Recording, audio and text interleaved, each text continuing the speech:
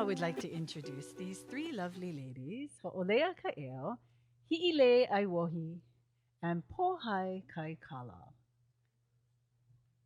Come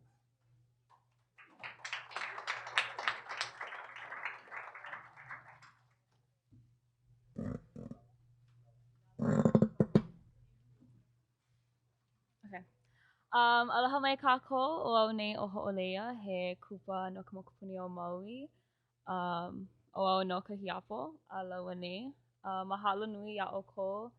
Ma ke ia kula o KCC no ka ʻāina ia mākou e ʻōlelo pume o ko a mahalo nui ia o ko pakahia pau no ka hele ana mai me ke kākoʻo ana ia mākou.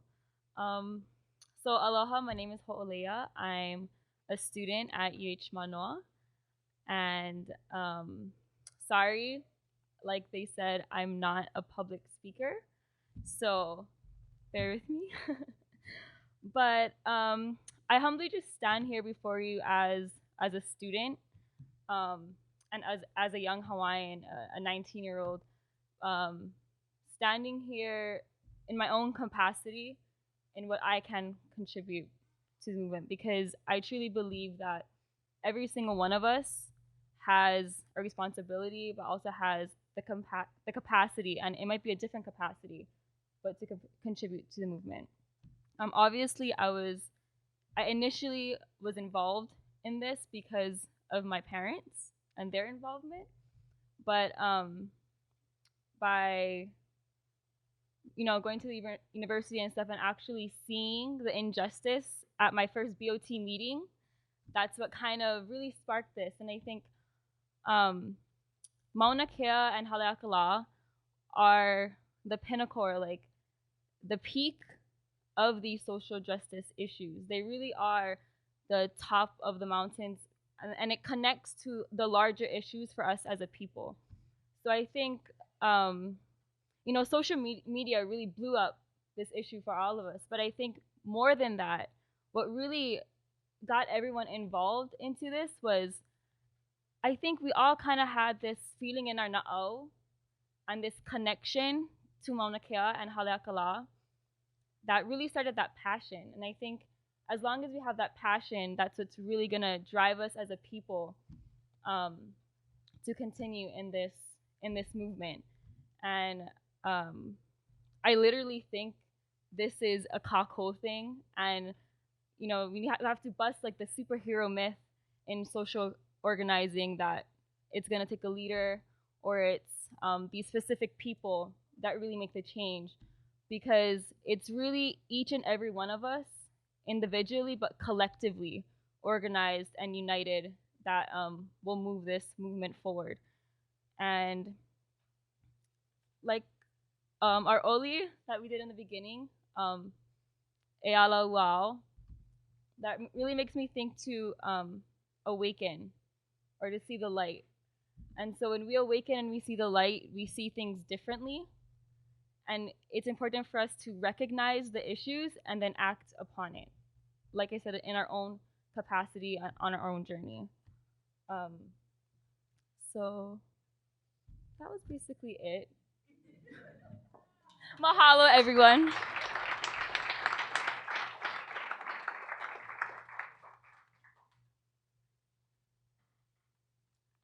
Velina mai nā hoa, aloha. O Hiʻilei koʻu inoa no Honokohau Maui mai au. So my name's Hiʻilei, and I'm from Honokohau, and I'm 19. So where it all started for me was growing up in Honokohau. I was lucky enough to have a grandpa who farmed kalo. That was my first memories, is being in the lo'i patch. I have pictures of me when I was like 2 years old. I don't have clothes, but I'm in the lo'i, all muddy. And and my papa, he's so funny because he didn't even realize what he taught me. But he taught me how to cut kalo, how to clean kalo, how to feed myself, my family, and then that's just what we had. That was so normal. And so growing up, I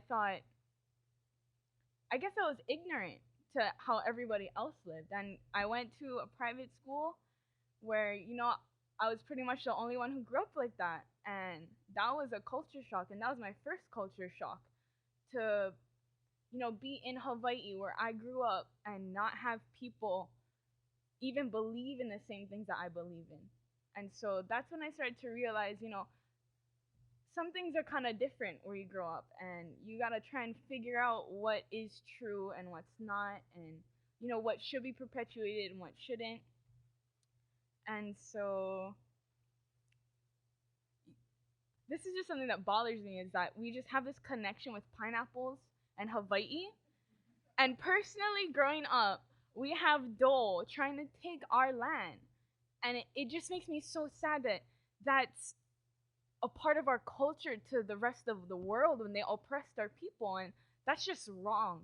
And so when I came to Oahu, and I'm 19 years old, I don't go to school, but that doesn't mean I didn't figure out the value of education, because even if you don't have someone telling you to read a book, that doesn't mean you shouldn't pick one up, you know?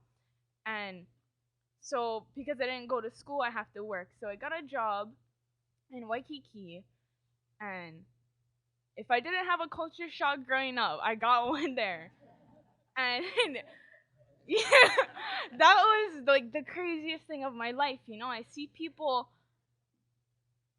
who are coming here, and I only see the prostitution of my culture on every block.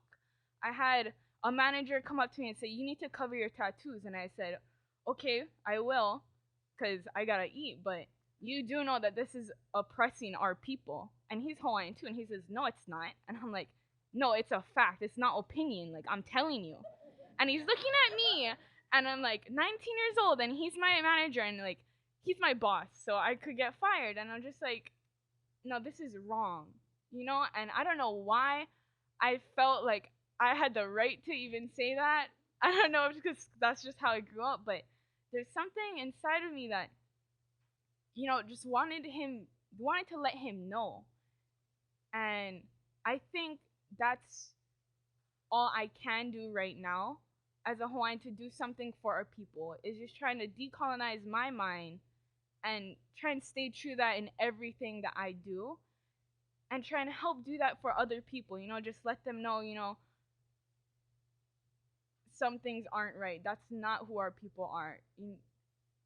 And we're still here. Like, we still have all of that opportunity. So when this whole Mauna Kea thing happened, and I got to go up to the summit, and I got to go to the TMT site, that was like an oceanic experience for me, where I got to the end and it was freezing cold. I didn't even have shoes because my socks got wet, so that was even more cold. And I looked across and I saw Haleakalā, and right there I felt that connection, that piko that I have to Hawaii, to each of these maunas, and what it means for our people. It's like, it's undescribable. And so that's where I started to realize, you know, we have to do something, because I believe that Hawaii, with us, it's like the piko. We can start with ourselves, and hopefully the rest of the world will see that, you know, it's okay to be different. It's okay to tell your manager that he's still oppressing our culture. It's okay to not do anything so orthodox, but you still have to do something. And so I was fortunate enough to be able to stay on Mauna Kea for an extended period amount of time, for almost 2 months, you know. And when they first came up, and I was standing in line with my brother and my uncle, and I wanted to get arrested. I was like, "Bro, I'm ready." Like, my brother was like, "Oh no, I'm a teacher, I cannot." He started to pull back, and I looked at him. I was like, don't let go." And then he got arrested, and I was like, "Oh, crap." And then they left me, and I was like, "Bro, I'm right here. Like, I'm ready." But that's what's happening now is not even real. Like, you know, to have our government arrest our people for something that is wrong, like 100% wrong. I don't understand how you can even justify anything. It's just pure racism. You know, They log what we do, our cultural practices. That's just something that we do. We had people come up and oli como, and they wrote that down as children blocking highway. And you know, that's how they look at us. Like, what we're doing is just, they're just blocking the road. Like,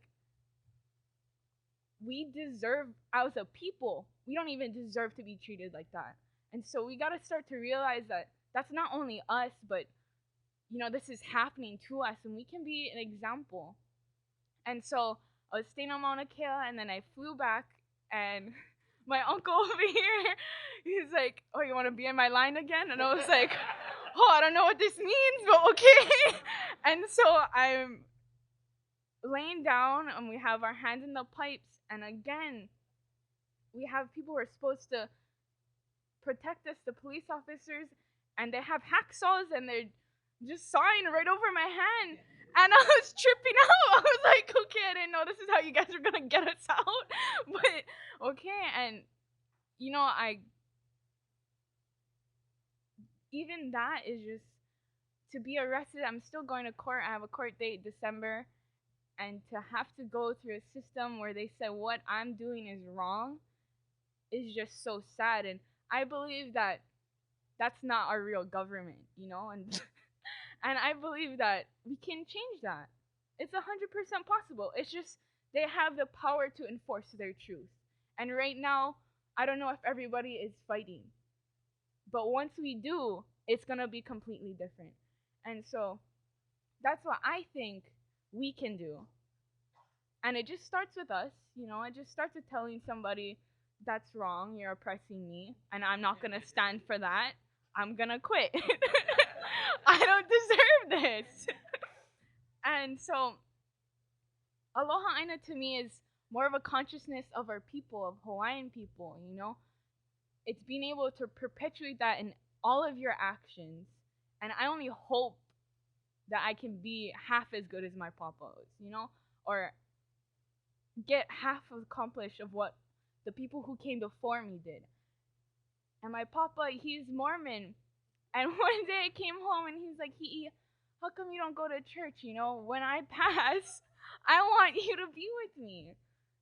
And I looked at him and I was like, that's so sad to have my papa think that when he's gone, he's not going to be with me because I don't go to church. That's horrible, you know? Like, how do you do that to him? And I told him, I was like, Papa, you taught me how to clean kalo. You taught me how to cut it, how to clean it, how to plant it, how to feed me, how to feed mom, how to ku'i kalo. And that's how you're going to be with me when you pass. And that's how you're going to meet your kupuna. Is by the way I cut my kalo, is that's how I'm going to teach them. And by that very action, that's how you're going to be with us. And you're always going to be with us every single day, you know? And that's why halo is so important. And that's what I realized. And it's hard to prioritize because, you know, I want to just be in the valley and have lo'is and just work and sell pork on the side of the road. But that's just not realistic right now for me. And I just hope that one day I can get there. Because that's how we're going to save our people. You know, I believe that food sovereignty is sovereignty for our people. And that's just what I am trying to do as a young Hawaiian, seeing injustice things happening for our people and trying to just change that. Mahalo.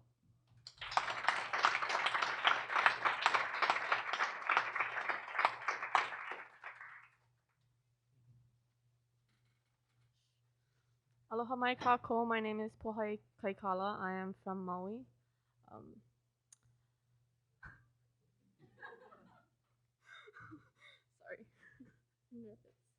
Sorry. So I was very fortunate enough to be a part of their family, and our families being so closely intertwined. So that allowed my mother to put me through Hawaiian immersion school, and that allowed me to be on the receiving part of their influence, of their pono, of their mana'o, as teachers, as family, as just community leaders. And it was such an honor, and I'm so thankful to be to have grown up with such great people in my life. And so sorry, she just told me 5 minutes before we started that I would have to join them in talking. So I was quite nervous. So what activated, I guess you could say, not only me, but also a lot of other people, was watching our own people being arrested on Mauna Kea by more of our own people, other Hawaiians, knowing that this is completely wrong. And seeing that video one night was actually so overwhelming that it caused me to cry, and I could not take it anymore. I felt like we absolutely had kuleana to be there. We needed to do something, no matter what the cost, no matter how much it cost to fly ourselves there, no matter if we needed to beg our parents to fly me there so we could get arrested or whatever it is, whatever we needed to do. We weren't sure where we were gonna stay, what we were gonna do, but we had to be on the Mauna. We had to be there to contribute to protect our ʻāina. And growing up with these people, you learn to be in tune with your na'au, with the ʻāina, and you don't only see this hewa, but you feel it, this great eha. And the only thing you can do is think of a solution to get rid of that eha and to make everything pono. So with that being said, the only way that we could make it pono is to make our contribution, even though we're such young people, such young adults, unexperienced, I guess you could say, people ku'e, I mean, in protesting for what is pono. We didn't really know what to do or how to do what we wanted to, how we wanted to reach our goal. So the only way we could do it was follow our family, our auntie and uncle, to the front lines, to whatever we could do. I mean, let me just calm myself down right now.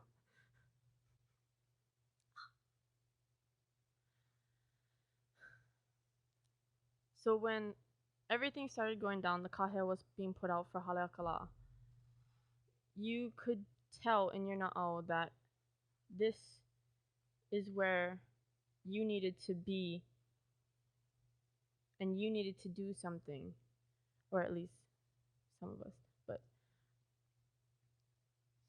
we would have to get together as a lahui, as a people, to show our government, our people, our islands, what is happening here, and take action. Not just go march, go hold signs, but also show people what aloha ʻāina is. You need to feel this, and by standing up for what you believe in, I believe that's how you would activate others, to show them that with numbers, with the rest of our lahui, we could accomplish almost anything. And that's exactly how I felt that night. The second night of the vigil on Maui at the base yard. We were there at about 7 o'clock, getting ready, just going across this crosswalk, holding signs, oling,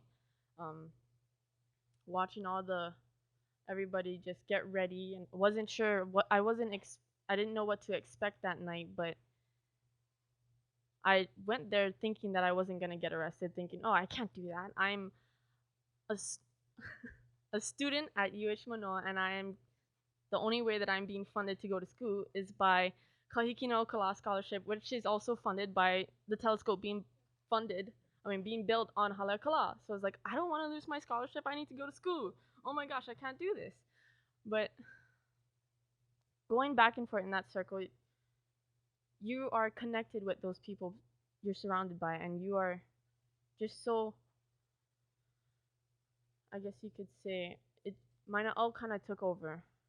And as I saw 10 o'clock struck, and I saw people lining up. I wasn't with my cousins at that time, and I was not I didn't know the plan. I didn't know people were getting pipes to be duct taped around their arms. I simply turned around and saw my uncle, Hiʻilei, and a few other people with pipes around their arms, and I felt overwhelmed, like, oh my god, what are they doing? And then there's like one piece of pavement that wasn't covered, and even though I did not have a pipe, I did not know the plan, I ran there not knowing what I was gonna do, and I just felt so content with myself. Laying on the ground in front of those trucks, doing everything we can to stop such injustice, such cultural genocide happening in our very homes. Like, this is our one hanau. We need to take a stand, and Aloha ʻāina will help us. This Aloha ʻāina will prevail. This is what we need to do. Pono. And so I was laying on the ground for only about 5 minutes when they just took my hand away. I was the easiest to get to, the easiest to take away, so that's how they started. So if you didn't see me in the pictures, that's why. Everyone started videotaping after that. But I was there, believe me. And being carried away across the highway where cars are going about 50 miles per hour, it's scary. I mean, the lady almost dropped me. She's like half my size. As soon as I was put inside the paddy wagon, I was there for about an hour, like contemplating to myself, like, did I do the right thing? Am I really supposed to be here? And I was just thinking to myself, okay, you need to calm down, seriously. And as I looked to the left on the highway, I saw a pu'eo just flying beside. And it was like such a major ho'ailona for me, because it showed me that our kupuna are actually really happy with our decisions. We are progressing as a people, as a struggling people.